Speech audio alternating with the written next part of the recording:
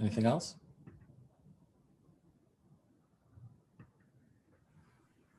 Yeah, I just was looking at the Times account. They mentioned 11 survivors. Yeah. You talked about 6. I mean, is 11 accurate? Yeah. So there are 8 women and survivors who are alleging a myriad of sexual assault allegations against either T.I. or Tiny or one of their associates.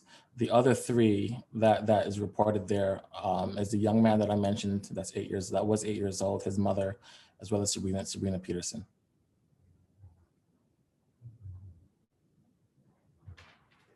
Hey, Tyrone, sorry if I missed it. I've been going back and forth doing other things, but do you plan to bring on charges? Criminal charges? Well, that's up to the prosecutors. So have you started the process though, I mean? Yes, of course, yes. I've sent out letters requesting, providing detailed summaries, a little bit more detailed than I provided you, to 5 prosecutor offices. So again, like I said earlier, the U.S. Attorney's offices for the Northern District of Georgia, Central District of California, the Georgia State AG's office, the California State AG's office, as well as the Los Angeles District Attorney's office. Okay. And with Atlanta, did they give you any indication that they would be moving forward with some charges?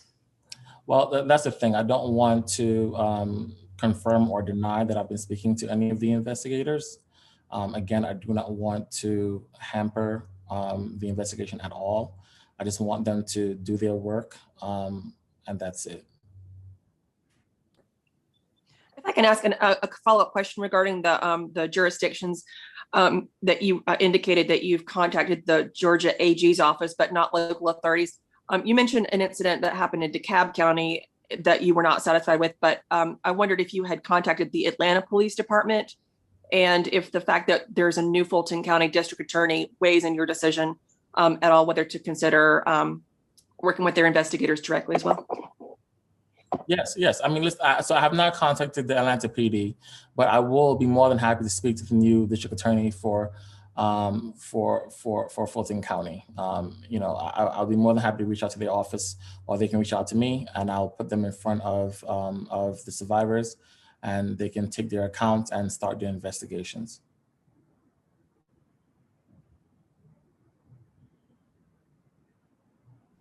Hi, have any of the survivors or accusers attempted to settle or have a settlement financially or otherwise? Yeah, no, yes, I'm sorry, Chuck. No, I'm sorry for cutting you off. So the answer is no. The women that I'm representing have not made any financial settlement demands because the demands would have came through me. And again, like I said earlier, Steve Sadow reached out to me. I did not reach out to him. Steve Sadow reached out to me looking to make a deal on behalf of T.I. and Tiny. And I told Steve Sadow that my clients want justice. So if the deal involves Tiny and T.I. turning themselves in and admitting to the crime that they've committed, then fine, we got a deal. But if it does not, then I would prefer to have the investigators do their work and to bring criminal charges against Tiny and T.I. For what they've done throughout the years. And at that point in time, we will assess whether or not we will be bringing any civil charges. But first things first, there needs to be a criminal investigation. Okay, thank you. No problem.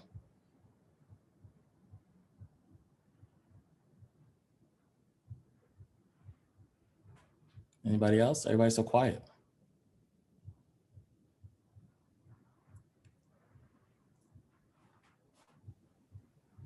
Okay, if that's all the questions that we have. I'm sorry, Darren, but one other thing. When did this conversation with Steve Sadow take place? This has been ongoing. I believe he may have reached out to me a few days after Sabrina Peterson first posted my contact information to her Instagram page. So this has been this conversation, the last email that I received from him I believe was February 11th. And that was before I sent him over the notification that I made these criminal referrals, which I believe occurred on Friday. And when you told him that you know,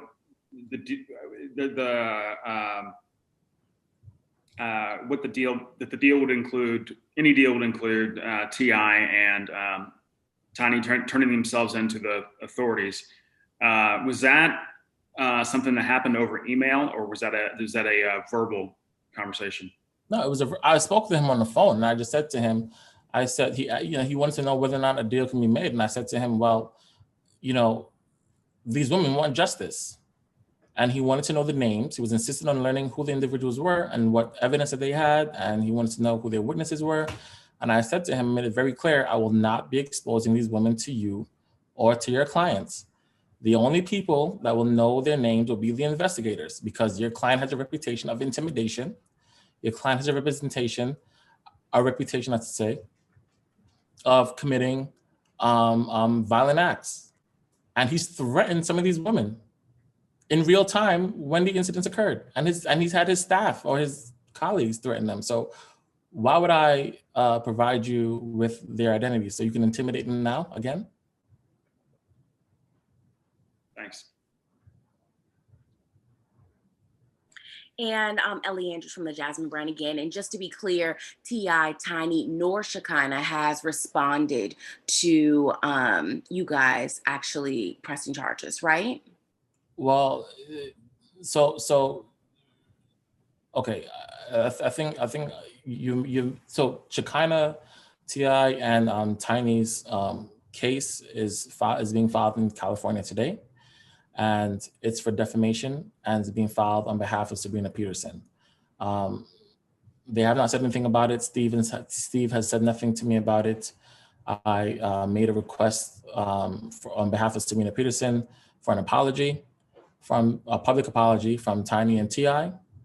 And that was it. Shekinah, he represented that he does not represent Shekinah, and that he's not, advocating on her behalf. So they will be served, and they will have an opportunity to respond to the lawsuits, and they can, put forth their defenses. But, everything that they've said is in public, so I'm not sure what they're going to say, but we'll see. Okay, thank you. You're welcome.